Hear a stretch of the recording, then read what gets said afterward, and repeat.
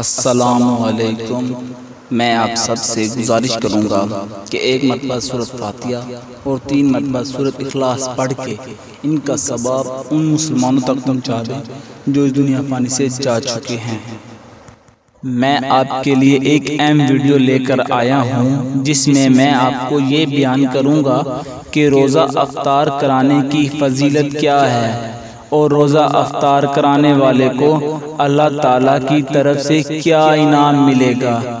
روزہ افطار کرانے کی فضیلت رسول پاک حضرت محمد صلی اللہ علیہ وآلہ وسلم نے ارشاد فرمایا، جو شخص کسی روزہ دار کا روزہ کھلوا دے یعنی افطار کروائے تو یہ اس کے گناہوں کی بخشش کا اور دوزخ سے چھٹکارے کا ذریعہ بن جائے گا، اور اس کو بھی اس روزے دار کے برابر ثواب ملے گا۔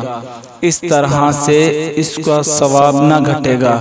لوگوں نے عرض کیا، یا رسول اللہ صلی اللہ علیہ وآلہ وسلم، ہم میں سے ہر شخص کس کی طاقت نہیں رکھتا جس سے روزے دار کا روزہ کھلوا سکے۔ یہ پوچھنے والے روزہ کھلوانے کا مطلب یہ سمجھے کہ پیٹ بھر کے کھانا کھلا دے۔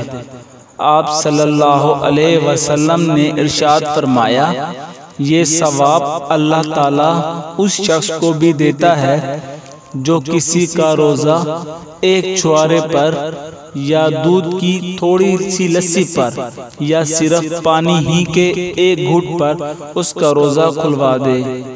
اور آپ صلی اللہ علیہ وسلم نے یہ بھی فرمایا، جو کوئی کسی روزے دار کا پورا کھانا کھلائے اس کو اللہ تعالیٰ میرے روزے کوثر سے ایسا سراب کرے گا جس کے بعد اس کو پیاس نہ لگے گی تاکہ وہ آ کے جنت میں پہنچ جائے گا۔